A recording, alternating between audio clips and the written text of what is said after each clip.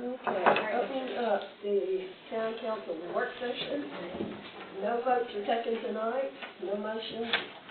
I'm saying that to remind myself, maybe not. So, we're going to call it to order, roll call please. Cindy Reed. Here. Carl Kincaid. Not here. Debbie Merle. Here. Brian Hill. Here. Scott Glover is absent. Okay, I know we're not voting, but does anybody have any discussion on the next? Okay, budget and finance, we got the November financial statement. Okay, the only big change, real big change you're going to see is the property taxes didn't, don't come due November the 1st. So, that's the reason you haven't seen anything under property taxes. And so, as of November, we have already collected $59,782.27. Now, in December, we have collected a good bit more, but this is in November. So, everything else, all the revenues are coming in really well. But that's the main thing I wanted to tell you about, is that, just look over it, have any questions? Pretty soft. Right now, we're staying in the budget. Our revenues are coming in like so far as expected. There's some revenue just comes in once a year. There's some that comes in quarterly. So right now, everything's looking good.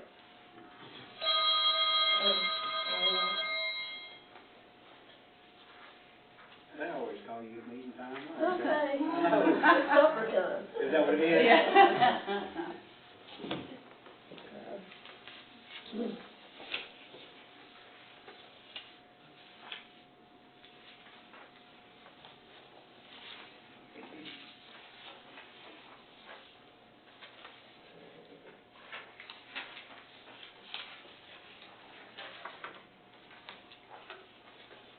On our rural fire service, Yes, ma'am. am I reading it correctly where for the year-to-date actual, it's exceeded? Yes. Okay. Yes. That's because, we went out. Oh, gotcha. Remember, Yes, the rate.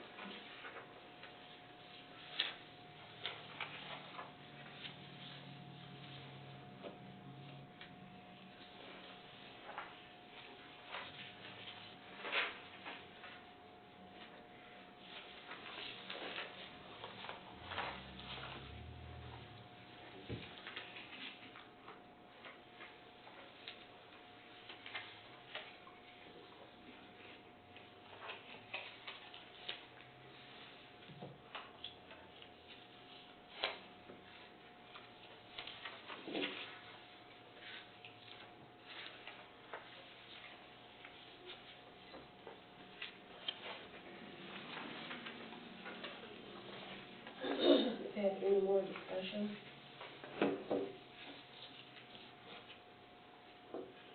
If you do, when you take it home, call Melody Yeah, just call me. or text her. Moving on down, if you don't have any more discussion on that, we're going to discuss the options for funding parks and emergency services. I don't remember who asked if this be put on the agenda. I think it was. It was Sharon. All right. So I'm sure, once Carl's here, I feel this will be a longer discussion probably. But I just want to explore some options if we have any as far as down the road. One of the things that me and Jeff had a long conversation the other day, that I would like to look into. I'm not saying this is going to work, but as our trash service gets more and more expensive, I would like to know, and I'm assuming that would be something we could look into. What would it cost us if we ended up buying a trash truck for say $200,000, which I think is probably a decent amount, and hiring 2 guys full time that could run trash 3 days a week and work for Parks or whoever the other 2 days a week. I'd kind of like to know where that number is. I know that's a lot more aggravation on the city, but I feel like once all these townhomes and everything get on board, that price is probably going to go up. And I'm just wondering, you know, when we're hitting the $300,000 mark at some point, how much would it cost in-house? Because I do feel like, you know, as much as I do understand there'll be problems we have to address with that, I've never, in my experience, found that you can contract out cheaper than you can in-house. And so I'm just curious how far those numbers are apart. So if we can save $100,000 a year doing that, that's a lot of budget money. I think it depends on whether they're full-time or part-time, because if they're full-time, then we're looking at benefits. Benefits, yeah. Well, and here's my thinking on that, you're correct. I think we're gonna need, more staffing, especially once that 50-acre park opens. I don't know how Jeff feels about this, but if we went and put that under parks and streets and let them run trash service however many days a week we needed to, and then the other 2 days or whatever, they could, do other things, since they'd be a full-time employee. I think to try to tackle that without the full-time employees probably wouldn't be wise, because if we do have a breakdown, we may need them more than their allotted time. Plus, it'll give us an idea if, you know, if you can get 2 full-time guys with benefits, and I know the first year we're going to take a hit with the trash truck, but after that, I'm going to assume the savings will be substantial. That's just my shot in the dark guess. But I think after the truck's paid for, I don't see how we cannot. Do you know if we pay to dump since we're a city, or? We do. We do? Tipping fee. Got you. So that'll have to be, you know, figured in as well, but. But Add you to pay that, You pay that regardless. Yeah.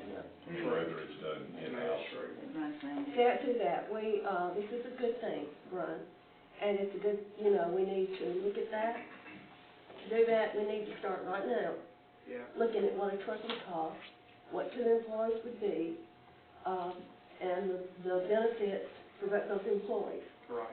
Now, we did look at this one time, a That's couple what of years Jeff ago, said. Mhm. and it Well, was cheaper to contract out, but that was then. Right, and that number's increased substantially Yeah. since then, and that's my concern.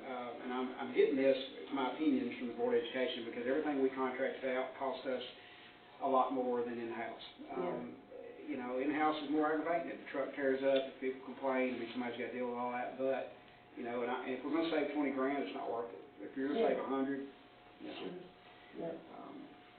And then, you know, too, this is my concern, and I'm sure, like I say, this next meeting will be long, but so with all the things that are happening with the new city park, the addition of all the rooftops and everything that's coming, you know, I would like to have some sort of a plan, because my concern is, let's just say the sales tax does not come. Let's say it doesn't follow growth. Let's say some people are correct.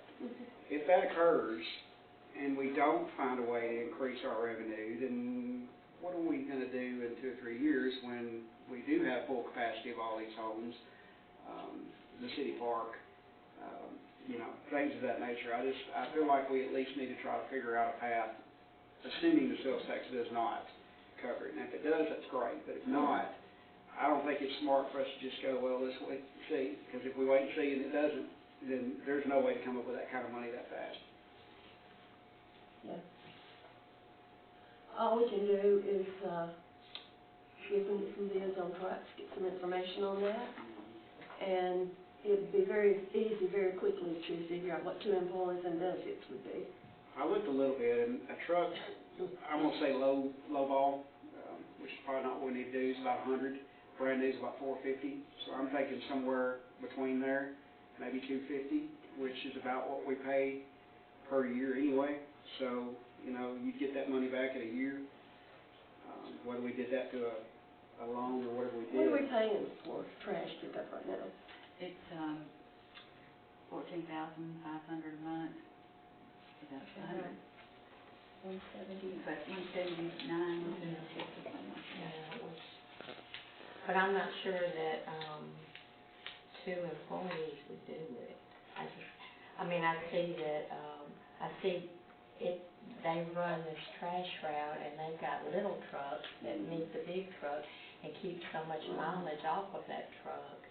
And they've got a lot of workers, and I just don't know that 2 workers could do it Well, in a and 3-day that's- time span. That's the thing, like, how many days does trash run? I don't even use it, so I don't know. It's 174,000. Oh, 175. answering no. So is it 2 days a week? Anybody know for sure? Tuesdays and Thursdays. So if we had 2 full-time employees who ran 5 days a week, it might take that. I don't know.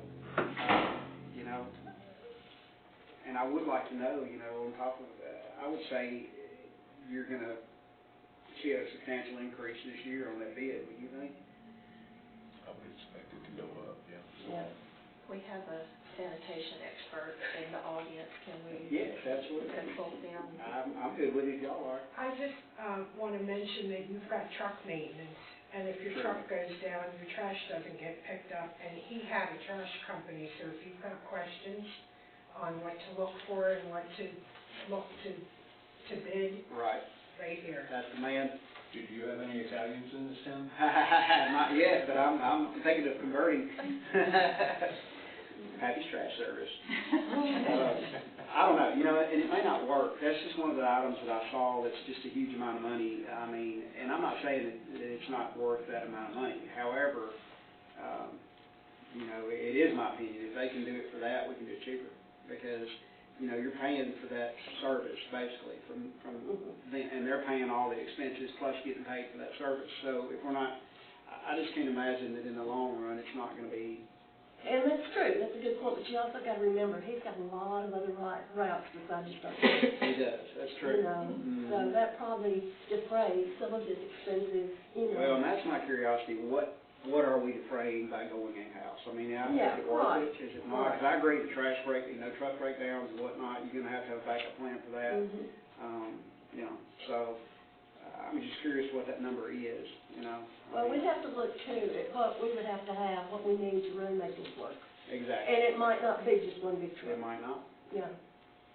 So, but it's worth looking into. So I'll tell you, why don't we start by having Melody show us, by the time budget time anyway comes around, 2 full-time employees, and like, we might have to have more than that. That is true. With their benefits, maintenance and a truck. Do you wanna work with somebody and just see what kind of, Yeah, I agree what with you that can, one. yeah, I mean, figure of that course, one it out? would depend on what happens, you know, if you have a major breakdown compared to minor, you know, Yeah. just every routine maintenance. So we would have to know kind of at least a ballpark figure of how much to put in to take care of maintenance. Right, Yeah, yeah. so, yeah. And that's probably gonna be, you know, one of the items that we chip away at, because I just really, like I say, you know, I wanna know, and I know this isn't an easy answer, you know, but I wanna know, and Sure. if I'm not here in 3 to 5 years and the sales tax doesn't come, what is our answer? And I say this with all due respect, but I don't know that my fondness of growth is gonna continue if we cannot find a path that we think we can sustain without the sales tax, just in case. And that's, I mean, I think There's that's, only, I think we all know, there's only one other way. yeah. Well, and you And, know, and it's like if you, and I'm a taxpayer, and we go through this every day. If I want to live in a town that gives me these services, that's my choice, mhm. and I'm gonna have to pay for it. If I don't want to pay high taxes, and I'm willing to move somewhere that does not give these services, or they've got some other way of doing it, that's my choice too. If you make a choice to live in a town that gives these services you like, and that's why you moved here, and it's a great little place and all that, then you're gonna be willing to pay for it. Well, and I do believe So, this is, you know, That's, I don't, that's gonna be the hard decision right there, eventually. I'm not opposed to the taxes if you get your money's worth. I mean, I get a whole lot more from the city than I do from the county. I pay them a substantially more amount of money. Now, you can add that up and say, well, they give you things that you Yeah, don't see. right. But, you know, and this is where I'm kind of headed with all this, because at the end of the day, you know, if you wait 3 to 5 years, the money's not there, you need things, Mhm. then we may be talking talking about no trash service rather than in-house trash service, because that's such a chunk of money, you could pay for many, many things very quickly. And I know everybody's like, oh, we can't do that, but we actually can, because if times get hard enough, we'll have to. I don't wanna have to do that, or anybody else to have to do that down the road for me, and so that's why that we're causing problems today. Yeah, I will tell you that, and Melody, I think can back me up on this. I've been to the office twice this week. I know of 3 calls we've had this week, and it's about trash pickup, and it's from new citizens. Hello, sir. That's Mr. Kincaid. Would you like to listen in? All right, we're gonna put you on speaker. All right. Anyway, we've had at least 3 calls, and it's the citizens wanting to know about different things that we offer, which that led to another discussion, which I will bring up, remind me to bring that up after we get through this. But, and they're all wanting to know about the trash pickup, when does it come, how often, what does it cost me, do I have to call and register with them? No, no, no. Comes, it's included in your taxes, don't have to register with anybody. We have one citizen that didn't believe that. She Right. still was going, she wanted, she called her, and she's still going to call trash service. She doesn't believe that it doesn't happen. But, yeah, so, you know, they don't know that that comes with their taxes. Of course, they're real pleased, but you know. Yeah. I mean, we've talked I don't about that know. before. If you don't do trash pickup, it's gonna be stacked everywhere. And that, because some people Right. won't take it off. Oh, they That's won't, just yeah. the way it is. Yeah. And I'm not picking on trash service. I just think that's one area we can maybe look at. You know, property tax, like me and Jeff were talking about, is great, but it's so little and so late. I mean, Yeah. there's just not enough there to. No, it's really not. And on hindsight, this is my opinion, as mayor and citizen. On hindsight, we should have been raising taxes about every 2 years, just to kind of get the stuff ready for this, get people ready for this. That's what a lot of towns do. Well, I agree And with it you. doesn't come as a shocker, I mean, the county does it, you know, and you, but, I mean, and we've been playing good cops, you know, and trying to keep it down, and of course, that's being good to our citizens. Mhm. We have now reached a point with inflation and with expenses that it takes to manage a town. And we can't go that direction anymore. I agree. Yeah, I do agree with that. As much as a lot of people don't want to hear that analysis, I mean, it's, and a property tax increase for me is substantial. Yeah. I mean, you're talking probably, even a small tax increase is going to be substantial. Yeah. But, you know, again, if you're getting all these services, I mean, and I do want good services, I want, you know, I don't want to get the bare minimum. I want, you know, plenty of staff to handle the things that we need to do, whether that be streets, parks, police, Right. fire, whatever it is. Right. Okay, so, where we're leaving this in is we're going to ask Melody to come up with some figures. Let's start out with 2 full-time employees. Okay. And you're talking about in, budget, did you say budget time, or are you talking about? Well, when you start putting numbers together, Okay. yeah, Okay. yeah. That's something you have. And a truck, you're gonna look. I'll do some, Carl, can you hear me good enough? Yeah, I can hear you. Okay, I'm gonna draft you, me and you are gonna get a price on a decent, trash truck, something that's not gonna need a whole lot of maintenance in the first few years. And maybe 2 smaller trucks to help. And maybe 2 smaller trucks to assist. That's y'all. That's our project. So, because I brought up maybe going in-house with trash service, we just wanna look at those numbers and see what the savings would be, if any. Right. I'm on board for that, sure. Okay, so that is the 2 of you and Melody are gonna work on this. To be able to get a good used truck, that will be good. Gotcha.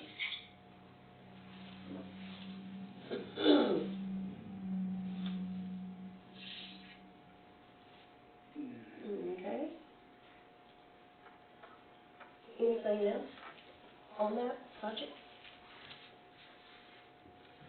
Moving on down to codes and permits, discuss on second and final reading and rezoning of map 0960, parcel 3707, which is 1228 Hurricane Road from R1 low density residential to R2 medium density residential. And note, we will have a public hearing that will precede this action at the regular meeting. I think this passed on the first reading, so, is there anything new on this?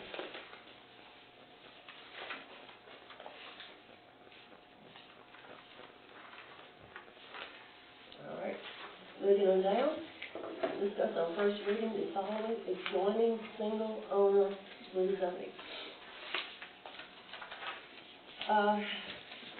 I can read all of these things here, but I had an announcement a few minutes ago, and I don't see any reason we're doing that. I think the best thing for me to say is it's going to be this whole corner over here, all of you know where it's at, from, across from Steve Cordell, what's the name of that street, Roy used to own, that's what I never described that. It's the corner, the house there that Roy used to own, all the way back to Church Street, Martin Street, all the way back to Church Street, and then goes down and comes back out behind Subway, or Subway would be beside Subway. All of those lots were, at one time, I think, residential. Correct. And he has, Joseph Walker and whomever with Joseph has bought all of those lots. He wants now to combine them all together and just make them all commercial too. Highway commercial, it would just be one big combined lot, one rezoning. Now, I personally like this plan. That's one of the reasons that I did vote for the PUD that everybody hates down there on 47, or on, 47, because I do believe with the crosswalk right there and the proper commercial additions, that will be a benefit for the commercial area. I like C2 because it's user-friendly and do other things other than just commercial alone. So I don't have any issues with it. Okay, this is the first reading. Any more discussion on it?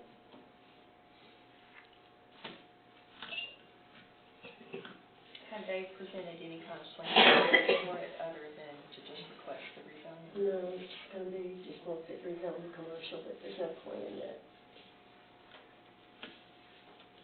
Madam Mayor, Yes. if I may, everything you said is absolutely spot on. I just wanted to add that it's staff's recommendation that this be rezoned to C2 contingent upon that consolidation. I've had several conversations with Mr. Walker. He is fine with that. That's his intent anyway. I don't think individually the lots would be well suited for C2 as individual C2, but as a block, I do think that it is appropriate. So I just wanted to reiterate that would be staff's recommendation contingent upon that consolidation. Okay, thank you. I also like that this backs up to church, because I'm hopeful that down the road, we need more commercial areas. I'm hoping that Shirley Church maybe gets converted. Yeah. And so that to me would be a good start for that process. Plus, I don't know that many will argue, because everything down through there it looks like to be R3. So if we can do away with some of that R3 and go into C2, that might help some things as well. When we started looking at rezoning, I think about 2 years ago, I know we made the comment, the comment was made that we don't have any more commercial capacity down Highway 70. So eventually, commercial will start going down Taylortown Road in the city. It will go, you have no other outlet except maybe Church Street. So that's your logical place. And of course, we have 250, but a lot of that's already zoned for commercial. So, this will be on the first reading. Of course, if it passes, then the second reading will come up with a public hearing. So do we have any more discussion on that? Okay, discuss on first reading the amended ordinance to amend zoning ordinance Article 3, Section 3.090, access control by adopting traffic impact guides by reference. You want to talk about that a minute? I'll give that to you. I can, Somebody. or I could. So Mayor, basically, Somebody talk about that. we'll talk about it. This came before the council last month, and there was a recommendation made to make a change to the minimum lot size that would trigger a traffic assessment study. Was asked to change from 10 acres down to 5 acres. We sent that back to Planning Commission. Planning Commission recommended that back up to council. So this is first reading. for the amended amendment. And you'll see on the first page after the ordinance, you'll see the proposed change. And if it's all right with the council, given that subsection A and B are now the same, it's 5 acres, I would like to consolidate that to say if it's 5 acres or if requested by the planning commission, so that way it reads a little odd to say if it's on the highway 5 acres, and if it's on the highway it's 5 acres. So if it's all right with you all, I want to consolidate that, I'll have that for Tuesday. All right. We're gonna go down to public safety, and you'll have your report ready, I guess, you and Eric, the chief of the chief. Streets and sidewalks, I don't have anything tonight, except we're gonna have potholes, y'all just get ready for them, they're gonna start. So we don't know about them until somebody lets us know about them, and then, like I said last, it will be with cold. They did fix Jackson where the washout happened, so that looks really well. Yeah. It's a lot better. Good. That's a bit of a stopgap in and of itself, and so that they'll do some additional work in the spring. But we were just trying to beat the plant closing. Right. Yeah. So, Parks and Recreation update on CDBG grant, I'm gonna turn that over to you. Nothing really more to report other than what was included in your packet.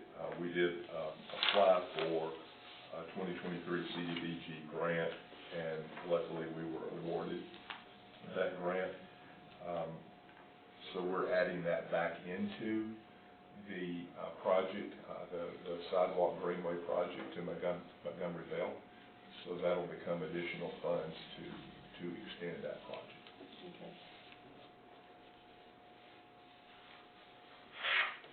Do we have any kind of date when we might start that? Well, and it was all dependent upon this. We were preparing to start in the spring, 2024, upcoming spring. That was if we were still just totally in control of the project. But now that we've been awarded the grant, which we want, but now we'll be somewhat on the state timeline.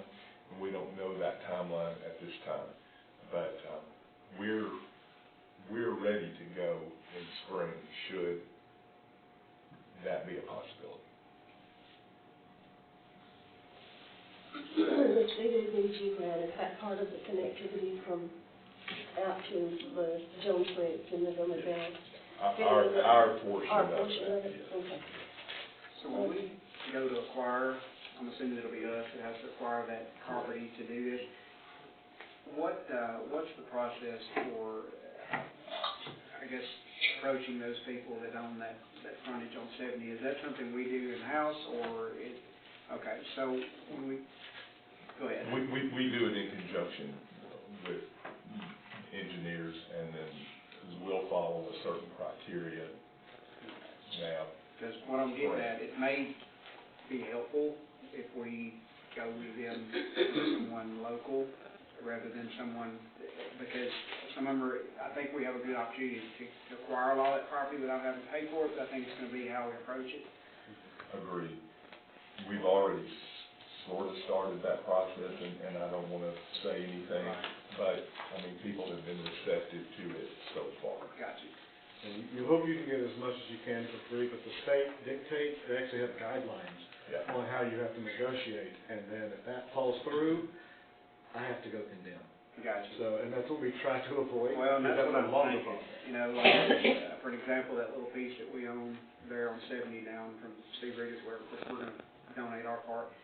The neighbors, you know, if you get somebody, you or somebody, one of us, to be like, hey, you know, would you like to, you know, for us, it's not a bad thing for our property. I mean, to us, it's probably a plus.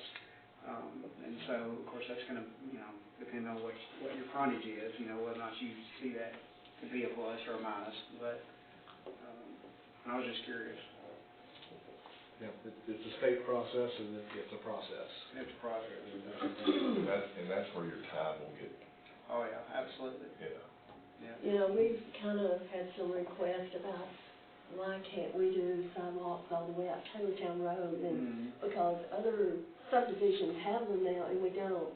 And yeah, but and nobody knows how much money that would cost to go out, purchase from each landowner, and if they're not in agreement, you know, and then the actual sidewalk, concrete, I think we all know how much we're talking about there. So, I don't know, that's just a sidebar. Okay, any old business? I have some under new business. I think we need to maybe talk about the budget, we've got that coming up. And I just think that maybe you need to, let us know the guidelines on the budget. Absolutely, and actually I did some of that research and talked to Melody in anticipation of this meeting, because that was kind of the earlier item. I didn't know it was going to focus so much on roads, but It'll probably focus more on the next meeting, but yes, I'm with you. We're very curious as to what we can do. Right. And I'm happy to go into that now. I know we're missing two councilmen, so if we want to, I can give you kind of a synopsis, and we can go into more detail Tuesday, or I can give you the full rundown right now. I leave that at y'all's discretion. Kind of, again, it's a 30,000-foot view. I think it's always good to get a refresher on what our limitations are. Can you hear Andrew okay, Carl? Yeah, I can hear. I mean, I'm good with whatever y'all want to do. I mean, if you want to go through it, and that'll give us time to think about it before the next actual, official meeting. Yeah, you can go through it now, I can still hear. Okay. If everybody else wants to. It's okay to go through it because you're making really good time. Yeah. So I think, we can devote some time to that. And obviously this is recorded, so you can go back and watch. So just as a brief reminder, we operate under the municipal budget law of 1982. Been on the books for almost 42 years now, with a few amendments. But if your charter doesn't direct otherwise, and our charter only addresses one budget aspect, you have to follow that state law. The only thing in our charter addressing the budget is that the mayor is in charge of the budget. She puts it together and presents it to the council. That's the only time our charter weighs in. So we're left to the freedoms and constraints of state law. And there's really 6 essential elements of the 1982 budget, Municipal Budget Act. The first one, and you've heard a lot of these before, but again, just kind of going through it. The first one is you have to have an estimate of proposed expenditures for each department, board, office, what have you. You have to have that estimate of expenditures. And it's an estimate. You usually look back 1-3 year rolling average type thing. You have to have a statement of all of your indebtedness, which we do in ours. You have to have an estimate of the anticipated revenues, so that's where the anticipated expenditures and revenues kind of come in. You have to have a statement of the estimated balance or deficit anticipated in your budget based upon those estimated expenditures and revenues. You have to have a statement of your pending capital projects. We don't quite have as robust a one as certain other jurisdictions around us do, but a lot of that's due to street aid fund, and we'll get to that in a minute. And then any other supporting schedules that you deem necessary, but those first 5 are requirements. And the 2 biggest ones are you have to have estimated revenues and estimated expenditures. And really, I was talking through this with Melody, there's only one revenue that's remotely certain in terms of we know it's going to pay us property tax. Obviously, if everyone decided in the moment not to pay property tax, that would be interesting, but most of the time that doesn't happen. And it's sales tax and other things that will fluctuate way more than property tax. So, there's a whole body of law dealing with the 1982 Budget Act. I think what y'all were specifically asking, and correct me if I interpreted this wrong, is y'all wanted to talk about funds. What funds are available to a municipality off of that budget? So, first off, there's one general fund, and there's only one. That's a requirement of any municipality. You have to have a general fund. And probably a decent analogy is look at it as your savings account. It's typically what's left over. You build it up over time. this jurisdiction compared to others has done a good job building it up over time. There are really 4 other types of funds that a municipality can have, and I'll just kind of run through those briefly.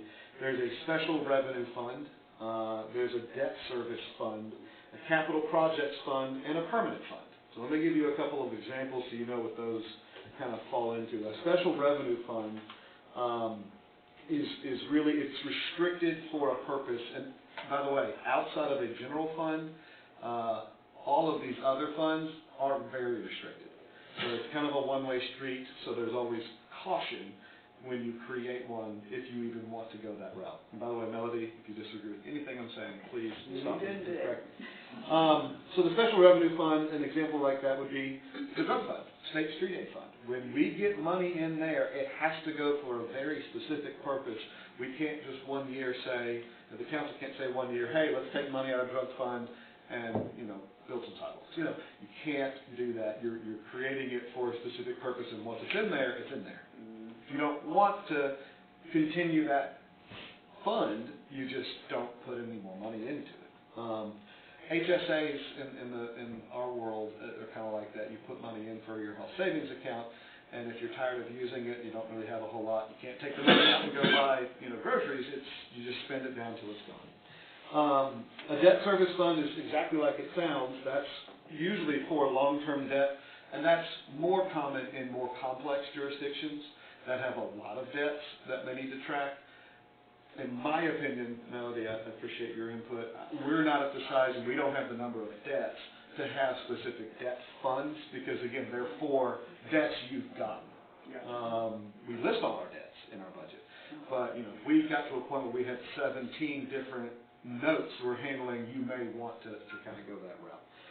Then there's a capital projects fund. That's where you pick an actual project that you're creating a fund for. Again, it's locked in money for that project. Could we use, excuse me? Yeah. Could we use, we did a capital project loan to do White Wolf Road. Remember that? And specifically the payment has to come out of the gasoline sales tax.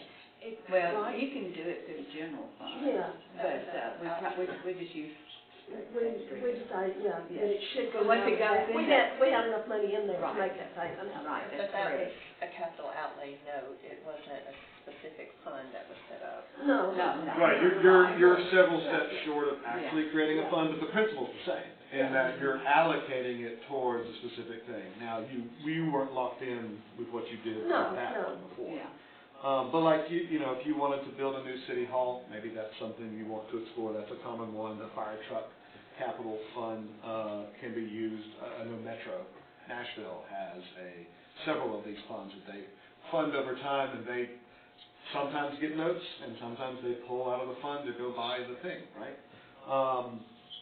You want to go buy a new ballpark, you want to go buy a new park, you could create a fund for that. And keep in mind, it's not just, y'all can't just pass a resolution and create a fund. There's a process to it, and it can be explored, but keep in mind it's creating a layer of complexity that I hesitate towards, just generally, and if it's needed, it's needed. If y'all decide, we'll do it.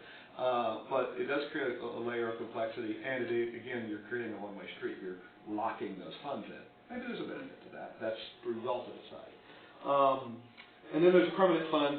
Common ones for those are, cemetery maintenance, or some have school endowment funds. But again, we don't really, do we even take care of a single cemetery, Jeff? Yeah. So, so those are the types. Now, within that, I want to give you all a little bit of parameters on those funds.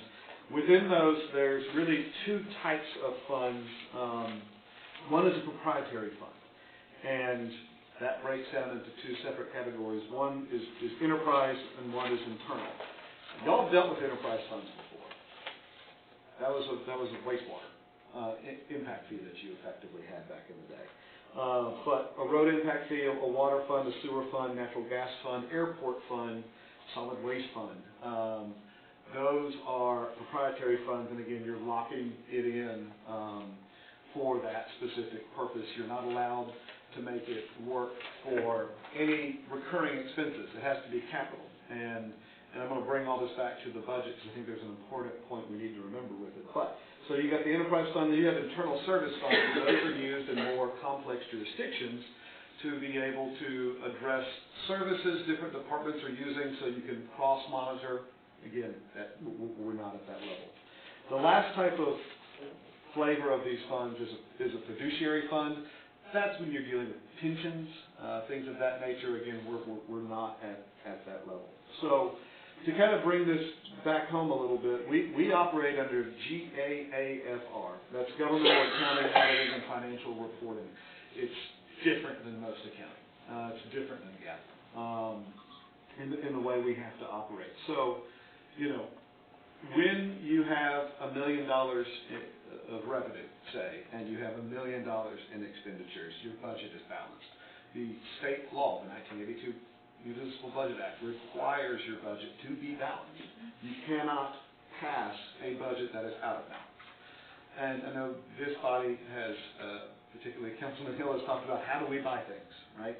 Well, the way that works ultimately, and this goes back to your general fund, you can't use general fund for recurring expenses. You can't. Barring exceptional circumstance, you really can't do that. It's not what it's designed to be. That savings account, right? So I'll give an example. You were talking about, is it the oxygen packs or? Correct. So, and we haven't really delved this deep, but I think it's something to think about, and it would be appropriate this time of year, halfway through the budget cycle, right? You have to pass a balanced budget, period. And let's go with that easy example of $1 million in revenue, $1 million in expenditures. 6 months down the road, we're here right now, you say, hey, Melody, where's our revenue? How are we looking? And you take it into account and say, all right, I want to make a motion to go buy $20,000 worth of these packs. How do you pay for it? Well, maybe there's enough revenue to cover it and you don't have to amend much. Or if that doesn't happen, the other option is you're basically saying if we don't have enough revenue at the end of the year to pay for this, it's coming out of general fund. You can't do that with raises, you can't do that with salaries, you can't do it with maintenance, but if you're going to buy a fire truck, a garbage truck, a police car, things of that nature, you can choose to do it after you pass the budget, and you would have to amend the budget later, and either you have more revenue than you thought, or it's coming out of general fund. So I know, again, y'all talked about, are funds possible? Yes, they are. Are they simple and easy to maintain? Not so much. Your general fund is your savings account, and if you build that up, you can, in the course of a budget cycle, choose to spend some of your general fund on capital items. Again, it's really not people in a lot of ways. Right. Or recurring, that you can't build in your utility bills out of general fund. You're not supposed to do that. So that's kind of an overview, and a lot of this came from MTAS and my own research and talking to Melody. And Melody, is there anything I missed or we need to add to? You've done a good job. Yeah. So, you know, again, we're working off of estimates. That's hard. It's frustrating at times, and you're also dealing with the political reality of you're in charge of taxes, and that's not a loved subject. But you're also dealing with a population that wants services, and you are charged with balancing that. So I use that example of the PACs to say, y'all can go buy things that aren't originally in the budget, but know that if you don't have the revenue to meet it, it's coming out, you're dipping into the savings account. And so for that reason, I would typically advise against, so if you decide to do it, we'll make it work, any specific funds right now, just because your general fund can be your flexible savings account if you want. If you want a specific fund for something, if you were to do it, make it as broad as possible so that you have more flexibility within it. So anyway, that's my overview. I'll be happy to answer any questions I can or Melody. My two questions, one would be, for an example, let's just say that you did a fund for emergency services, all right? The problem I have is when you start talking about that general fund, not many people like to dip into that for very expensive items. You know, like for example, you know, if you wanted to buy, let's just say, a fire truck, which is a huge, I mean, we probably couldn't even buy one out of general fund. Yeah, there's- So, stuff like that, you're probably not gonna get the support to pull it out of the general fund. And so, so my question is, one, could you allot so much money to go in these funds every budget year? Like if you had an emergency services fund, could you allot, okay, we're gonna put this much money in that fund every single year, and that's a budget item? And It goes back in the general fund at the end of the year. Well, Unless you create a formal. Unless you because- create a that's what I like. But if you're saying it's Yeah. just earmarked, because we use this, Melanie, we talked earlier about this example. Let's say you have a $200,000 capital project that you budgeted for, and the budget balances, and you get halfway or three-quarters of the budget cycle, and the council decides not to move forward with it, or the bids come back and they never, pan out. Well, you were gonna have a $100,000 deficit, let's say, because you didn't have the revenue you thought you were gonna have. But now that you just didn't do that capital project, you're now at a $100,000 surplus. Right. That gets dumped back into general fund, and you can relook at it next See, year. that's where I'm not a fan of how things get dumped back in general fund. That's not my favorite, because, and that's why I like the separate fund, even though it may be a headache, because now that we've put that in there, it's there. Like you can't, it doesn't dump back to the general fund. You might not touch it for 3 or 4 or 5 years, but at the point that you need a police car or oxygen packs, guess what? The money's already there. So instead of us having to go through all this process of trying to get the votes to make this happen, I'll have to get the votes because the money's already there, and people don't get as offended pulling money out of a fund that's set up for a certain item that they do when you start talking about getting in that general fund. And I'm not a fan of the general fund because we dealt with that with board education too. The money, it's almost like if you don't spend it, it gets dumped back in there. So that creates this habit of, we have to spend everything we get, which I agree, because if you don't, it's going to go back in general fund and your department doesn't get it. And so I'm not necessarily opposed to that because it locks those funds where we feel they need to be locked. Even in tough times, you're still going to have this fund that you're going to put this money in that we've agreed to put in every single budget year, and you have to budget for that, and it has to go where we believe it needs to go. So that'd be part of your expenses, right? Yes.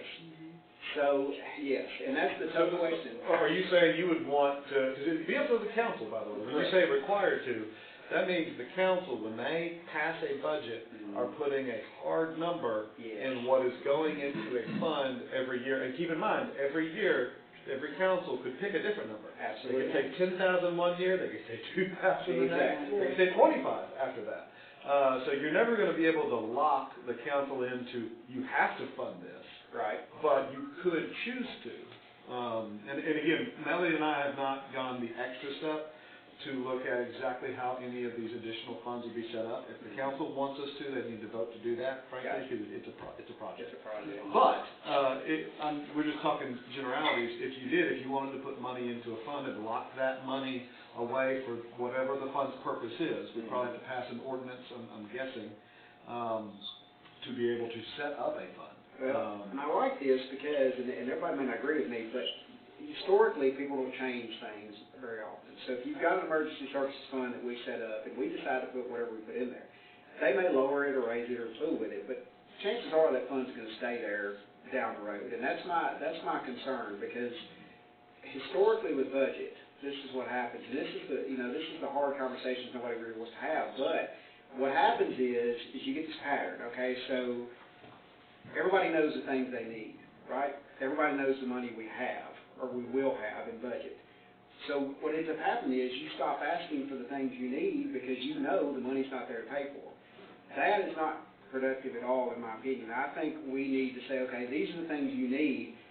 You are required to ask for the things you need, even though you know we're probably going to say no, because at some point we're going to have to pay for these things. And that's my concern. Like, if we don't, and this is just me looking from the outside in my 3 years I've been here, if we don't come up with some other plan and we continue down this road, I don't see it ending well. Because at some point, I think our funds are going, or our needs are going to overrun our funds. Absolutely.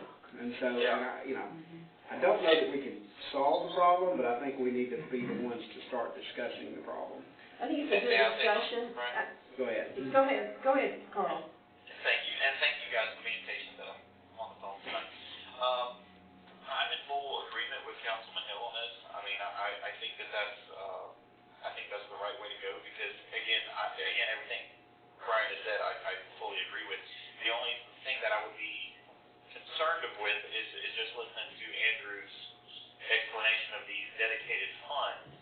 Is it okay if these dedicated funds have such a broad discretion like emergency fund or fire fund or police fund? Because my fear, the only fear I would have going forward on this is, let's say we have a fire emergency fund that we're going to earmark, and our goal there is to provide for the things that we may not be able to do every single year, or something like that. And the idea is maybe, like you said, a fire truck or something to that level. But what if a year comes around and our chief says, well, hey, I don't need necessarily a fire truck this year, but we have this other huge expense for I don't know, some other high dollar piece of equipment that he needs. Could he then decide could we dip into that fund for that, or does it have to be earmarked for specific capital expenditures such as, and we have to name it like a fire engine or a police squad car, or can it be a little bit more vague and just be like, hey, it's for this department? That would be my concern. We would have to look at that. I don't have a hard answer for you. I do think, I'll use the street aid fund as an example, because we have it and we know what we can do with it. It's not limited to certain types of streets or locations in the town. It's streets. So if you did, let's say, a vehicle fund for the town, it could cover fire trucks, police trucks, maintenance trucks, and that would probably be appropriate. Again, I'm not going to say definitively. I think there's a balance there. If you make it too broad, it's like general fund 2.0, right? So what does that do? Versus making it too specific, which is where my concern was coming from, of you're locking something in. What if it's something, and I can't think off the top of my head, but what if it's something in 10 years that's obsolete, you're never going to buy it, and now you're locked in there. We have to find a way to unravel that. So, again, we would have to figure out what those limitations look like, but I don't think you're going to be locked into, a police cruiser fund. I think that's way too specific and inappropriate. Because that would be my goal, is to be able to save for larger capital expenditures that are not necessarily a budget item. And, because obviously those departments have certain year-over-year budget items that they have to plan for, like, for instance, for the police officers, for ammunition, et cetera. But I would like a fund that's more discretionary, that can be saved and built over year, and of course, like you said, we can't lock every single council into how much every budget year they're going to dedicate to those funds. But I'd at least like to see a growing fund for those capital expenditures for those specific departments. So I'm definitely in favor of that idea. Well, we've been getting capital outlay notes for police cruisers and fire department equipment and stuff, so they really haven't done without at all, because we've been getting capital outlay notes, even though like the police department probably does need their cop cars getting older, and we're probably going to wind up having to get a capital outlay note, to buy more. So they've been, we've been... And that comes out of the budget. It's budgeted for the payment. So we've been doing capital outlay notes for those types of things. That's a great example, because the way I've always looked at a capital outlay note is it's a reverse fund. Mm-hmm. You went ahead and bought the item that's in need. Mm-hmm. You got a loan for it, and you're obligated to basically fund it every year. Rather than having discretion on how much to put in, it's locked into a rate. And again, usually governments get very good, very low rates. Yes. But I think I can already anticipate what Councilman Kincaid's going to say is any interest rate above zero is more than money that we had already set aside, right? So, and that's part of that balance. Well, and I want more money than probably everybody in this room put together. So I'm not opposed to it. Oh, bless your heart, because I know what I Oh, absolutely. But, at the end of the day, I feel, it's one of those things, and this is the habit that I'm hoping we can break. I don't think it's anybody's fault. I think it's just by design. We're basically buying the things that we absolutely have to have. Mm-hmm. I would like to get to a point that we can buy the things that we will need. Mm-hmm. And you're not going to get that through the budget process, because nobody wants to raise taxes to pay for the things that we will need. So if you create these little funds that may or may not be our answer, that money's going in there every single budget, and then eventually there'll be enough in there to purchase, and I could think down the road, like, let's just say that I'm like, okay, you know, which I'm gonna use police because it's the easiest example. We need another officer, okay? Every time we talk about that, I always hear, but you gotta buy the car, you gotta buy the weapons, you gotta buy this, you gotta buy that, training. Okay, fine, but if all we had to budget for was the salary, because everything else I can pull out of this fund that we've saved up and buy all this other stuff that we need for this new officer, then now that changes the whole outlay, you know? And keep in mind, just, the one thing I do know about funds is it can't go to recurring expenses. Correct. So this is only capital, like this is, if you, police, for example, you're doing with gear, ammunition, vehicles, Correct. not salary and benefits. Right, but it would take that off of the top that you're trying to budget for, because if I don't do it, then now I gotta budget for the car and the equipment. And it's still up to the council to choose to spend it. Right. Well, my question, excuse me, I gotta jump in here, my question is, that's another expense. We've got to bring in enough revenue to take care of what we are having now, our bills now. So where are we going, and I'm for this, Ron, but to me, where are we going to get the money to start these savings? I mean, where are I'm we gonna gonna answer get it? you with the response that nobody wants to hear. To begin with, it's gonna come through property tax. In the long run, we hope, if we're correct, that it'll come through sales tax. Sure, yeah. I do agree with you. Our property taxes, in my opinion, and I'm just one of many of us, but in my opinion, are substantially low for the services we provide and the real estate in the city is the hottest real estate in Middle Tennessee. Our taxes don't mirror that. Now, whether or not anybody likes that fact, I mean, that's great. The taxes are low, but not if we can't pay for the things that we need. Right. You know, and so, and I know, Carl, you know, I know you're not a fan of property tax either, and I don't love it because it's going to hurt my feelings, but at the same time, you know, the question that I will continue to ask is, what if the sales tax does not come? And, you know. I would feel a whole lot better about a property tax increase if we knew that we were, number one, we were allocating and planning and being forward thinking with our expenditures. I would feel more comfortable with a property tax increase. Also, we know we have on the back burner hopes of increased sales tax as this happens. And then thirdly, if we can maximize as best we can, and I know we always have, I'm just saying even more so, being more efficient in the use of our funds, like what we talked about with earlier on when I first got on with the trash junk. I think that's a better use of our funds where we can make our funds go farther. So when you're maximizing your funds, you're forward planning, and then you're also hoping for a boom to come with the sales tax, with the growth. I think that I'm going to be a lot more inclined to say yes to a property tax increase when I see all those things happen. That's just me speaking. But we have to get the facts first, Carl, and make sure that this in-house trash pickup will do that for us. I mean, I think we are forward planning, but we don't know yet that that's the way to go. We won't know that. Yes, I agree with you completely. It's our job to see what those numbers are. Right, and then, exactly. You know, if you're going to save $25,000, I agree with you. Let's leave it out, contract it out, because you don't want to deal with the issues that you're going to face for $25,000. But if it's $100,000, then we should deal with the issues. I mean, that's what I believe. You know, and so we won't know until we go to digging. And what if it's 25 this year, 100 next year, and 150 next year? I think that's worth doing. Right, I agree. Setting up these funds is all well and good, but that's almost like doing a pay as you go thing. And when it comes to like police cars and fire trucks, we can't do that. It has to come from a capital outlay note, because that's a big ticket item. Well, and I agree. And we're not going to be able to save that kind of money. I think on the front end, you are correct. And I think still, even though these funds may be in place, if we go this route, you'll still get the capital outlay in the immediate future.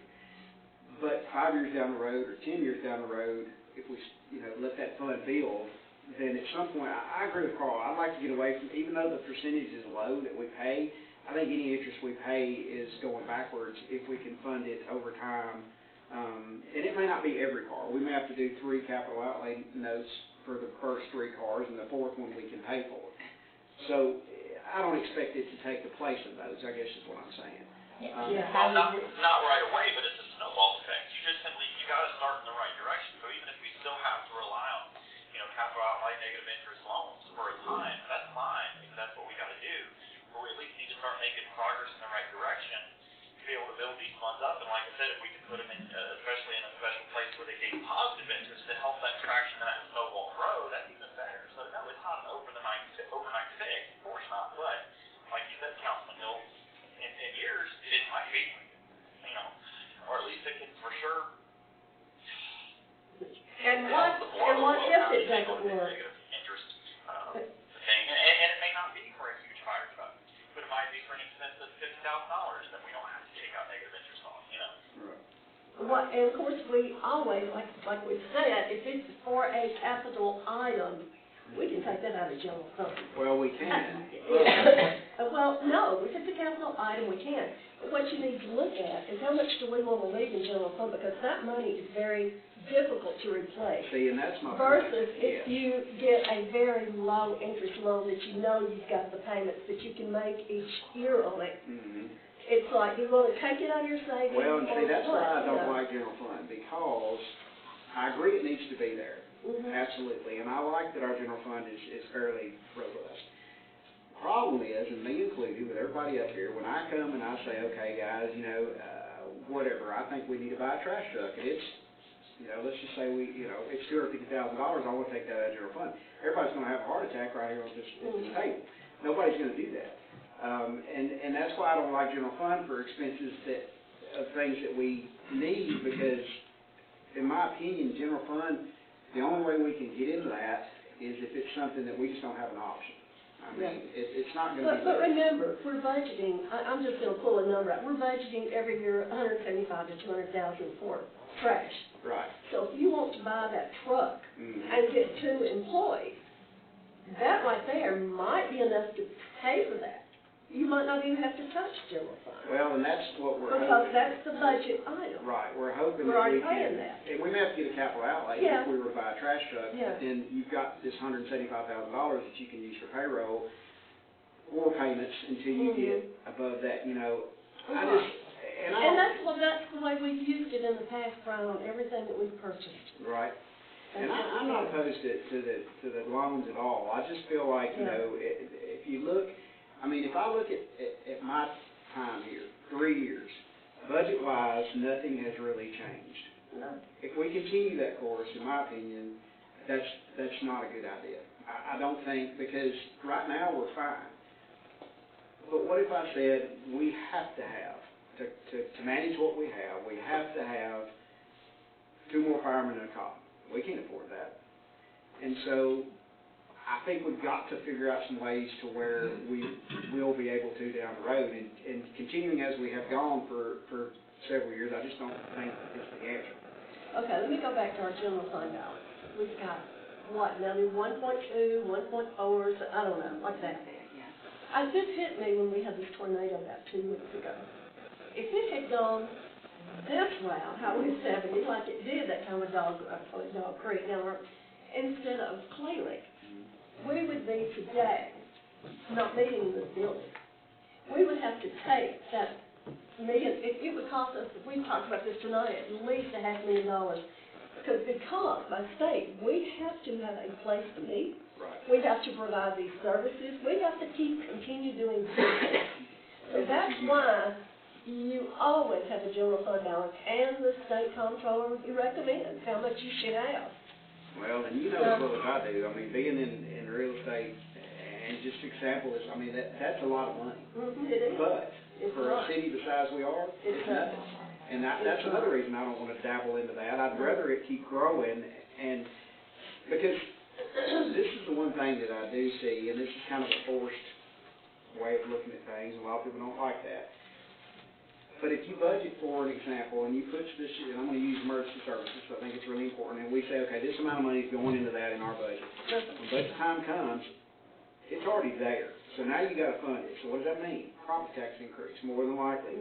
But now you have to, because you have to meet the requirements of the state. You've got some facts and figures. Yes, and so if we don't go down that road and we don't do those things, then what will end up happening is, just like I've said, you know, they don't ask because they don't think they're going to get it, and so we just continue down with what we got, and which is fine if the sales tax comes, but if it doesn't, you know. And we're all hoping it does. I'm hoping with the Oh, $10 absolutely. store, I absolutely. really hoping And that it I does. believe it will. I think it will too. Uh, I'm hoping it will. But I I just don't know don't how wanna much. I don't wanna meet, if I get reelected, I don't wanna be here in the next 3 years going, uh-oh, it didn't. What are we gonna do now? Because Yeah. you can't raise property tax enough in a No. year Mm-mm. to make up for it. Yeah. My whole thing is, I'll just go back, just to me, it's 101. At the beginning of the year, July 1st. It takes Melody months to get together expected revenues, because she has to wait till the state gives her these figures. Right. And then somebody over at Charlotte has to give her the assessment figures. She can't always come to us, and that's why I'm always saying, a budget is a budget. And she can't always come to us maybe with the exact correct figures. She's just her best guess until we get them. But you start out with a certain amount, we're starting out with a zero, here, zero expenses, zero revenues. We start out and finally we build these revenues. Okay, here's what we've got coming in. That's what we do every year. And here's why we think that. It's historical, it's this, we can get facts and figures from the state on what they think we're gonna do. They've got their way of figuring it, okay? They got worksheets we can do. Yeah. Then over here, on the expenditures, we have met, and we do meet, and Chris, please back me up on this. We meet with the department head. You do ask. You have a wish list. We have a wish list. We have a wish list in our admin. We have a wish list on the street. We have a wish list with Eric. We have a wish list, of course we do. We ask them every time, every year. Yeah, what and, they okay, want. but here, first, but now we're looking at revenues right here. So now with your list, you're right. I mean, you know, well, with these revenues, until we do something to make them increase, and I don't know how much you can do to make it, oh, that's my point. Right. Okay, now you're adding over here on these expenses, another couple of line items, not just what they're asking for us to pay for this year. Now, we're gonna ask, I don't know, for an extra $60,000, because we wanna put 20 in here, and 20 in here, 20 in here. Well, but sometimes we worry about this year because of inflation, are we even going to get enough to pay for what we've got right now?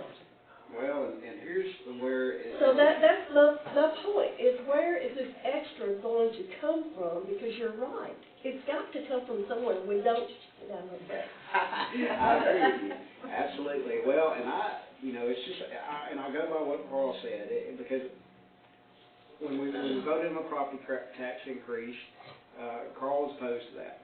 But he has said if the money were earmarked for a place, and correct me if I'm wrong, Carl, but you said if the money were earmarked to a place that you felt was absolutely needed, that you would not mind if we had to increase property tax. And that's where I'm coming from. I think, I agree. and I may be wrong, but what I would like to do is say, okay, this is what we're going to pay for. Now, let's find a way to do it, Yeah. which means, and you know, I guess this would be my question. So if we put in there, okay, you're going to put this 60,000. Let's use that number. Okay. You're going to put that in the budget for these funds or a fund or whatever we do. And just say this council says 20, 20, 20. Perfect. You know, okay. And then the council votes down the property tax increase Mhm. at that point. But you've already earmarked this money, it's got to be paid. So now, what happens? So now when we go to balance this budget and, you know, we've It's not got, going to balance. and so what's The that tax gonna? increase, that's usually addressed at the same time as the budget, so if one fails, both will fall. Well, You would have to redo the budget without the tax increase. okay, so I see what you're saying. So if you did the fund, your tax increase would be all in the same Right. conversation. Yeah, right, yeah, exactly. And so, and you know, and Because of course, it's a revenue, I mean, it's an expense. It's Mhm. got to be looked at just like an expense. and I don't, you know, there's a lot of people that don't like property tax. I get that, you know, but, you know, I would like anyone to tell me if we don't do that and the sales tax doesn't come, because this will be the only thing that really changed in my opinion. If we don't raise property taxes, the sales tax does not come, what do we do at that point? And until we have that answer, then I'm going to want to raise property tax You know, and if the sales tax comes, then maybe we can go for another block where we Yeah, don't have to yeah. raise them. That'd be great. But if the sales tax doesn't come, you know, Yeah. then what do we do, you know? And eventually, even if the sales tax comes, I think 1 year, eventually, the sales tax might level off, whereas your expenses might keep growing. Exactly, yes. And you're correct. so that's where I think you finally have to stop and look. And there are some towns that like every 2 years, they just have an automatic increase. Well, maybe we'll do that, maybe we don't. Mhm. But eventually, the sales tax maybe will level off to where then our expenses keep going up. Mhm. So, yeah, you're right. I mean, this budget is hard. It's definitely hard, and hard. I don't envy any of us, you know, I don't, because Yeah. it's not an easy answer. And it's turned into political. It's It will be turned political, into it's political. political, you know, and there's things that, you know, everybody's got their whatever, their vision of what they want to see paid for in the city. Everybody, us, the public, you know. Sure. And so the question is, you know, and if you ask me, and I'm glad they don't because I'd be hung in the street, if you ask me, you know, if I need things for my police and fire and we've got trash pickup, guess what we're fixing to lose to get the things we need for our police and fire? Now, obviously nobody's going to love me, but at the same time, you know, it's like I said a while ago, at the end of the day, if it comes to that point and you need it and you can't pay for it any other way, I mean. Well, it's either, I know what you're saying, either you increase revenues or you make cuts. Exactly. That's what I'm that's just bottom line. Yeah. Something that frustrates me a little bit too is maybe, and maybe this is just a mindset difference of opinion, but what it seems to me is that when we talk about our general fund, we talk about it like it's a growing and general fund, anything that's a savings account like that, that is not how you hold money, because the general fund is losing money because of inflation. So we might look at the balance and say, oh, we've got $1 million. Great, next year, realistically, in purchasing power, you only have $900,000. You know, so we're losing purchasing power in our general fund. That's just what it is. And so what we're trying to do is we're trying to feed it as fast as we can to outpace that inflation. And that to me is it's just not a great place to keep money. And so that's why I'm just suggesting let's put money set aside, earmarked, so that way we know we are going to have a fund to be able to fund some of these, at least smaller capital expenditures for these departments, and put it in such a way that at least it have a positive leverage, so that way it's not being eaten alive by inflation. Can I we just get see an that as better update on financial. Tuesday about our investment account? Can we get an update on that balance? Yeah. Well, the thing about it is, Carl, I'm gonna have to give you my opinion on that. You know, I'm full of them, Carl. Carl and I talk all the time. Money is money. It doesn't matter if it's laying over here in investment funds, just still there, or if it's laying in general fund. Money is money. So if it's not, if we put it in one of these little funds here and it's still not making any interest or not making, I mean, money's money. What's the? No, it is not, because if you're putting in something with positive leverage where you're making interest on it, Well, that's what you're I'm at least saying. in some way keeping up, hopefully outpacing inflation. If you're putting in a stagnant bank account, it's losing money. You're losing purchasing power. So yes, your dollar amount, the number doesn't change, but your purchasing power certainly does change year over year. And so I'm just trying to, for at least the smaller capital expenditures and trying to get ahead of things and not just always being in the mindset of purchasing, oh my gosh, being in the poverty mindset of purchasing our bare minimum, but try to put some funds over in a place where we can actually, be the best, and I'm not saying we're not the best, but having a police department that's fully funded, that's actually getting some of the ones. And because we have a healthy fund that's got positive leverage, it's actually be able to facilitate that. That's what I'm trying to say, because right now, with us just looking at our general fund, I'm sorry, you're losing purchasing power. So even even if you try to feed it a little bit, if you're not outpacing your inflation, you're still losing purchasing power, even though the number looks nice. And so that's all I'm trying to say is let's, for multiple reasons, for the reasons Brian mentioned, is to make sure that our departments are able to get the money, that there's money set aside. It's like this. This is the best way I put it. Okay. And I know everybody hates it when I refer it down to personal finances, but the financial principles are the same.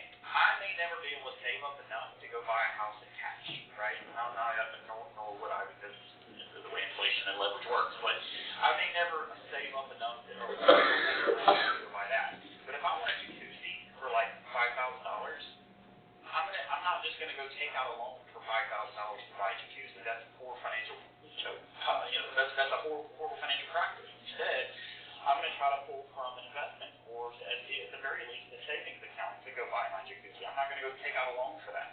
And so that's all I'm trying to do is that for maybe these smaller capital expenditures, have some money set aside in a good positive growth fund that we can pull from. We may never be able to save up enough for a fire truck or a whole new fleet of squad cars, but we can save up enough for, 60 body vests or maybe some life-saving equipment for the fire trucks. We might be able to save up enough for that and actually not have to pay negative interest on it. That would be good. Andrew, do you know if we could, like, if you had an emergency services fund, if you could invest that? That was going to be my question, if I may, to Melody, is does any part of our general fund get put into an interest-bearing account? The general fund, yes, some of our fund balance is in that investment pool. Okay, so it's getting interest, and I haven't looked, I know you haven't looked, but if Fund X was created, it would be under the same parameters as the general fund. That's correct. Right, so if the money's in the general fund or the money's in 14 side funds, they're either getting interest or not, they're the same. That's correct. I was getting a little... Can I ask also a question about reoccurring expenses? How exactly do you define that? Like, how, the frequency of the expense? I haven't looked at the definition. Okay. If you are, I'll give you one from roads because it's the easiest one. If you're repaving a road, that's maintenance. If you're widening a road, that's a capital improvement in a way. So, because I do know from other jurisdictions, like the road impact fee can only go to new roads, cannot go to paving old roads. Okay, So like, but they're talking about setting up a specialized fund to perhaps purchase new police cars. If you're replacing the police cars every 5 years, then is that not a reoccurring expense? That was my question too. I don't have an answer for you at the moment. Oh, and I mean, I'm not up at her level. I think a recurring expense is something that it takes, that we have to pay out every month, every year to keep our town going. I'm thinking that it's probably salaries, this building, all the utilities, all the insurance, everything that we have to do to keep providing to the city that we've obligated to. The things that we have to do, and I'm thinking that those, I know that Those are recurring expenses, Yes. absolutely. Yes. I think Councilman Merle's asking one that may be in the gray area Okay. of, if I buy a new car every 5 years, is that recurring? Or is the car itself some new car, therefore it's capital? I would say no. Let us find out Back the to answer. general fund after the year. and we put that under equipment, Say don't we? Chris allocated X amount of dollars for a new car in 5 years. At the end of the first year, all that money he allocated goes back to the general fund, it's gone. And I guess I was going to bring this at the end of the meeting, it's just sort of a point of order. We had to look at this in COVID. You are not allowed to participate via phone at a meeting. It's a work session, so I haven't really brought it up, but listening, we've done that, that's okay, and obviously the input's, of course, welcomed. It's just for this reason, people talking over each other. You are, unless you're in the military and we're a different form of government, you cannot participate. So you can do the work session, but not the actual meeting. Well, I don't think you can do the work session either. Gotcha. Now, if it's just listening, I think that's okay. And again, first time this has happened, I didn't want to be rude, but just as going forward, listen, but we can't participate via phone. Gotcha. It's not allowed by law. Now, you're not voting, so there's, it's nothing really to do. It's just, I felt, I know there's a bunch of talking over everybody real quick. I just want to point that out. Sorry, Carl. I really do apologize. I know that when we purchase police cars, it comes out, we budget in the police department budget for that payment. So it's coming out of equipment. So, and we count that, and we have so far, we've made a loan for it, what, 2%, we get it to that Yeah, 10, very- whatever, it's very, Yeah. and we let alone, and we know how much we've got to put as an expense in that police budget to pay for that loan. Now, when that loan's paid off, 5 years, sure, it's time to buy some more. It's almost like, in a way, yeah, it almost is like a recurring expense, but it's not like, we don't have to buy any new cars. We don't have to. But again, I'll point out, it is almost like a reverse fund. You've Yeah. committed Yeah. to funding that fund, but you already bought the thing, so you're just committed to paying To all the pay. payments for Right. 3, 4, 5 years, whatever it is. I mean, it's just a different way of looking at it, and a different way of most municipalities, I'll just give you a slightly wider angle. This is county, school board, city of Dixon, White Bluff, Middle Tennessee. Barring certain categories of things they want to save up for. And I think, not to speak for Councilman Kincaid, but sometimes funds are used as the down payment, right? They're not going to buy the whole thing, but instead of buying a $500,000 fire truck, we got a note for $350,000, right? That is how some jurisdictions use it. Most jurisdictions, especially our size, do not have multiple funds. Not that that matters, and the White Bluff likes to be a little bit different, but, you know, it's just, you're creating a level. One thing we have not looked at all, and haven't even asked Melody, but I think there's more work that's gonna come with having independent funds. I definitely agree. So, you know, you have to think about the tax on staff, at least I would, and, you know, again, locking in money. I understand your point about the general fund, but people never like to take away from it. And then lastly, I'll add, not necessarily, this is me just, you know, Middle Tennessee citizen Andrew over here. I think there will be people in the community who will raise a question about putting money aside now from the taxes I'm paying now.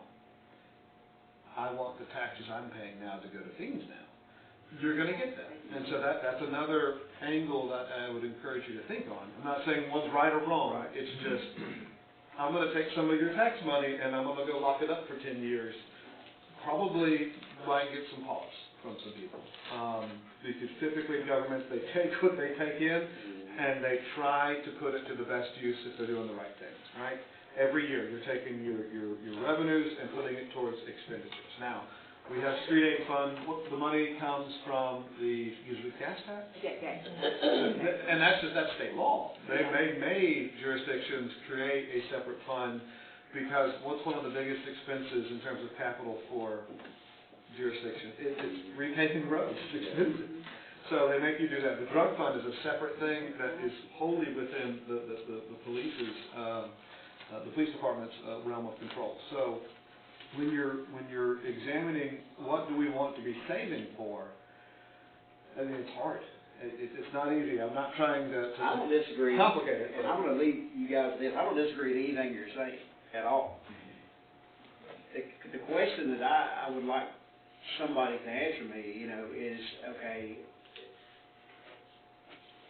I want, and this is just my personal goal, it doesn't have to be the goal of the council, I want to break the status quo of what we've been doing, which is this is all we can afford, so this is all we're going to be able to approve. I don't like that. I want us to look at some ways that we can get to where we can afford the things that we need or want. I don't like just saying, okay, this is all the money we have, and so therefore this is all we're going to pay for, and the rest of it's just going to be put on the back burner. And that's why, you know, this is going to be, I don't think this is the best answer to these funds. But what it will do is if we do this, it will force that money into the budget, which will be forced to be paid for somehow. If we don't force it into the budget, then we're going to continue to go down that road of, well, this is all we can pay for, and this is what we're going to get, and next year same, next year same, next year same. And I don't fault anybody. The money is the money, period. That's all we have. My thing is, okay, that's fine, but we need to start looking outside the box. I mean, if we're not gonna raise property taxes, fine, but what is the other answer? Because just continuing, go ahead. We have some pieces of property that we're currently renting that we could sell and maybe purchase. I'm not opposed to that at all. That's what I'm saying, like, that's great, that's awesome. That's the kind of ideas I want to hear. You know, everybody may not agree with that, it may not be what we do, but it's an option other than, you know, and I don't, and I think we're doing very well. But I think the reason we're doing very well is we have a really good police chief and a really good fire chief, and so they're making do with what they have. I just don't want that to have to be the status quo for, you know, and what I really want to do is if I get reelected or don't get reelected, in 5-6 years I can say, I told y'all so. Now look what's going to happen, you know. And so I just don't want to be quiet because I do see this as a, you know, there's an end of this road somewhere. Now, where that's going to be is going to depend on the sales tax. It may be in the next 3 years we see this. It may be 10 years, depending on, just like the mayor said, the sales tax may boost us up there. We may ride for a good ways on that, and I hope we do, and I think we will. But, you know, just like she said, I mean, I'm not opposed to any ideas. I mean, if we can liquidate that stuff and pay for something that we need, all right. Well, once you liquidate it, It's gone. that's fine, it's gone. It's gone. And then go up 5 years down the road and say, well, we let that go for $250,000 and now it's worth $600,000. And that's what You know, possibility so too. And it's like you want quick money, and if it's more, and whatever y'all decide to do, how y'all vote, y'all got to vote, I'm not voting. If you want quick money and you get quick results, then what have you got 7 years I agree. later? Hey, And so so- there, I don't How know. badly you need the item. Well, Yeah, and I think, yeah. you know, what you just, both of you guys, what y'all just said, okay, she says, okay, if we sell this, we can do this. Mayor says, what if we don't? If we hold it, well, okay. Yeah. But if we hold it, I we need to don't know. raise property taxes so that we can hold it. Yeah. We can't do both, and that's. But we also get, we get decent amounts of rent for those buildings. I mean, when you look over the long term, Mhm. what we're getting for them, maintenance, I don't know how, You may be if correct. you get $250,000 for something, when you look at what we're getting as rent, well, it's that much, just say, pulling out of the air, in 6 years, we get that much, plus it sits there and goes up in value. Mhm. So, I mean, I would agree with you. is that Dave Ramsey thinking, or what I is mean, that? I'm a real estate guru. I say hold it as long as you possibly can. That's my, you know, because We you're fought going hard to to leave get, money on the we table. fought hard to get all this You know, real estate. We did. I just feel like, you know, and I guess to answer your question, even with the added aggravation We did. and expense, you know, We purchased a little house over there. I'm fighting that general We fund. got I don't it. like it. It's not my friend. And once the money goes there, it might as well be gone because I can't get to it because if we ask for it, everybody's like, oh God, we can't shrink the general fund, which I agree with. But once it's there, you might as well just lock it in a, as Yeah. Al Gore used to say, a locked box and leave it there forever because I'm never going to see it again. Well, Mayor, if I may, just one point I made earlier, is and Melanie and I discussed this earlier today, you know, you have to have a balanced budget when you pass the budget. And I'm not saying you should do this, I think it's something to think about.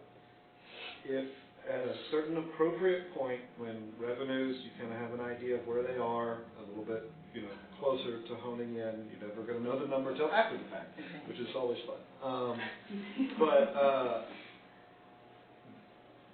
This body could bring up as a motion to go buy something. And if, again, if the revenues don't meet it, then it is going to be forced to come out of the general fund. I mean, I'm not saying how you need to be a councilman, but that would be a way of forcing the issue and letting the council decide on a case-by-case basis if this is appropriate to come out of the general fund or not. Gotcha. Should you go spend 75% of it on a brand new fire truck? That's going to be a hard pull. Right. Should you go spend an extra $20,000 on some oxygen tanks? That might be easier. I'm just guessing. But I think, you know, you can't do it in the budget because it has to balance. The mayor works hard, I work hard to get it balanced, and it's hard. 6 months later, you say, all right, where are we? And I want to go ahead and buy this and just, if it doesn't work out, I am comfortable with it coming out of the general fund. I hope others are with me. And they may not be. They may say, no, I want to protect the general fund, and that's the will of the council at that time. Maybe the next item is we need some new chairs. I don't know. And they say, you know what, I'm okay with that coming out of the general fund. And I don't think y'all have done that historically. it happens from time to time, and you don't even know you're doing it. Right. But sometimes you go buy something and then realize it's gonna have to come out of general fund later. This is just putting a point on it that I think you should think about it, because it's the only other way to do it. Gotcha. That's how you force a vote on the general fund, and not create all these other funds. That's how you. That's what I'm looking for, okay? Yeah. Give me I'm not pass. saying it's the only path. Right. You know, when you're dealing with politics, taxes, and economics, anyone who says pull on one lever only is wrong. You're typically going to pull on a lot of different ones. How do we rein in spending, which is hard? Right. How do we deal with inflation? How do we deal with taxes? You're going to have to address it all. But on this one issue, how do you pull from the general fund? It's that. I don't think there's any other way.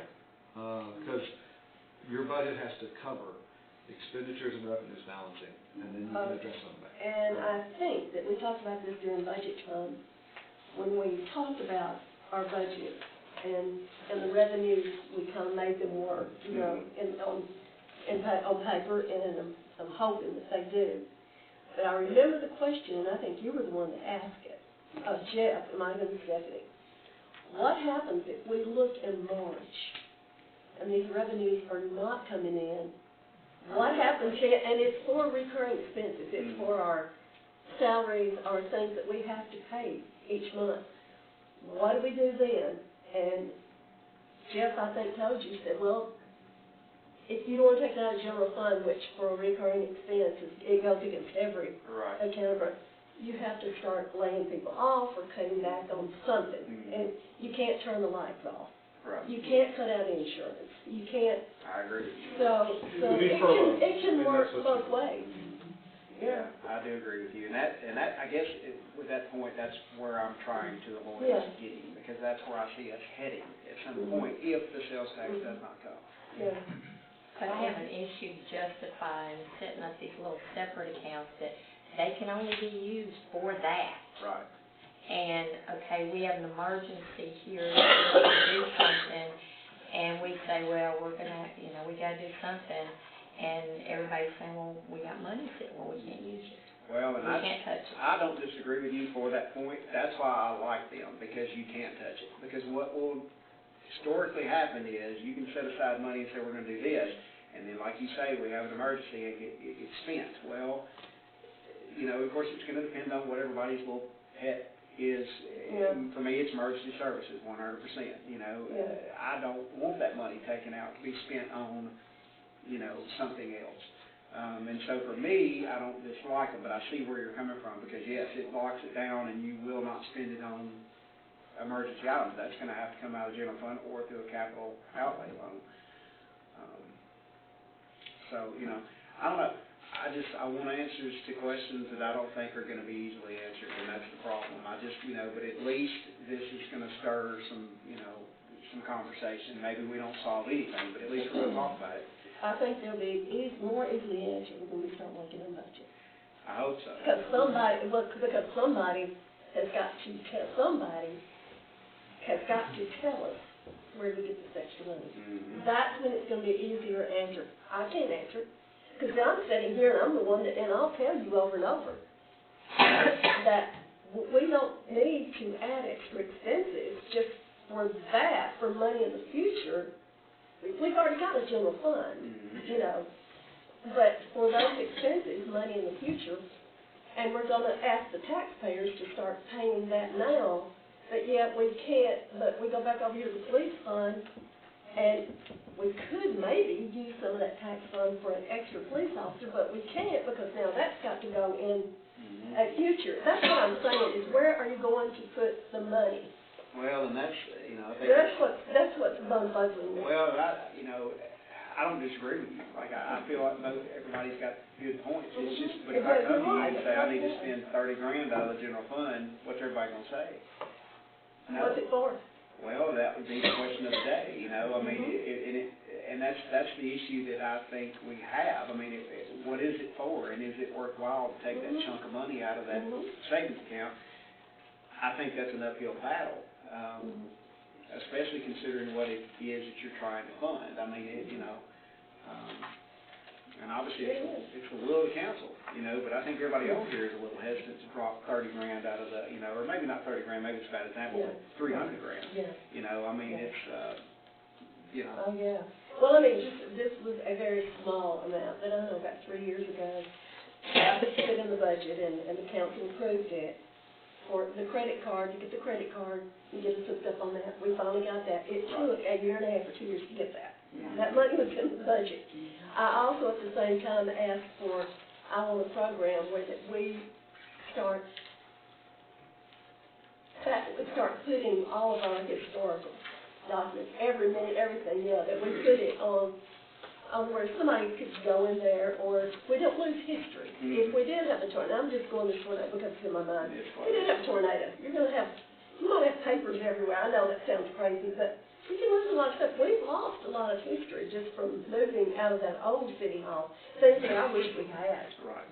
We lost it, but if we could ever get that on a fish, that might be an old-fashioned term. Well, we never got it. That money was in the budget. It was never spent, so it's gone over to general fund. So, I'm not even saying it's earmarked, I'm just saying that's what happened. Right. We had the taste of the town, and we raised $15,000 toward a sign. I hope that I've still got this donor, I'm still got it. Right, yeah. He's going to give me the other $25,000.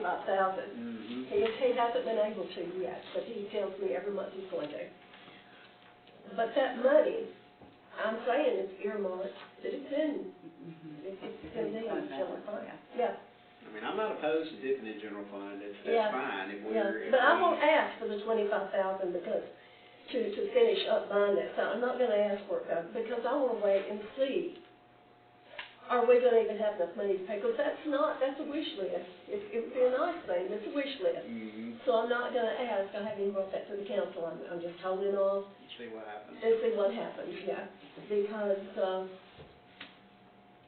there are other things more important to the city, I know that. Right. That's my speech, for right now. Jeff, I want you to figure everything out and let us know. Yeah, right. So my question is, what do you want on the agenda for Tuesday? So, I think that's a good question. I mean, I think we should explore those funds, see what everybody thinks. I mean, it's, do we want to do something like that or do we not? I think it's a simple question, yes or no. And then, like I encourage everyone, if the answer is no, to come up with some ideas, just like Stephanie, that may not be what we go with, but that's an idea. I would like to see that from more of us, okay, what are we going to do from here? So you just want to continue discussion on? I think so, whether or not we want to go with these side funds that Andrew discussed, or yes or no, and then, Yeah, again, since it's a project, I think it'd be appropriate for the council to say, Melody, Andrew, go figure out how we do funds and report back, versus, you know what, hold off on that. I think that's the decision we're gonna be looking from y'all for on Tuesday. If we want to do it, are we interested in it? Well, you wanna know how it works or I wanna know not? how it works. Because we gotta delve into that. because if we don't, then if the votes aren't there to do it, then there's no point in even digging into it. Yeah. And then if not, I'm fine with that, because I'm not sure this is the answer. All I'm saying is we need to try to look at some But you're looking things. forward. I'm trying to look Yeah, forward. sure. If we can And I look forward, understand I'll that. be happy. Yeah, that's I good. just, and that's where we are. So yeah, Jeff, that would be my hope. And then we'll explore the trash service, just to see what that comes out to be. And then if anybody else got any ideas as far as the, budget that y'all see, we might be able to do something different. Yeah. I would love to hear them, so, I don't know. We're gonna hope for the best, Yep. but it's, Expect the worst. expect the worst, absolutely. Prepare, not expect, but prepare. Oh, I expect, if you live my life, you might as well just hang it on the doorknob. Yeah. Okay, I think this has been a very, very good, robust discussion. In fact, I learned some things tonight. I think that's one thing we all can account for. I mean, I like some of your ideas, and I would execute some things. I mean, like, I'm not particularly fond of selling real estate, but because of, I know what we get rent-wise for it, but, still, like I said, it's y'all's decision. But it's been a good discussion. You're right. It's making us talk about it and think about it. And that's really my ultimate goal. Yeah, I mean, if we don't solve any problems, so be it. Yeah. But, you know, if we don't talk about it, and it happens, and everybody's gonna be like, Well, why didn't y'all plan for that? yeah, why didn't you plan for it? Hey, it's gonna happen. I mean, we've already seen that, y'all. Yeah, I mean, we have. it's gonna happen if we don't have another speck of growth. Mhm. Just taking care of what we've got and what we even had before these new citizens came in. It's costing us more to take care of everything. So I'd say, you know. Anyway, okay, that's all business, new business. Is that about it? That's good. We're there? Okay. Adjourned. Well, Mr. Carl, I'll see you Tuesday. Thank you, sir. Thank you.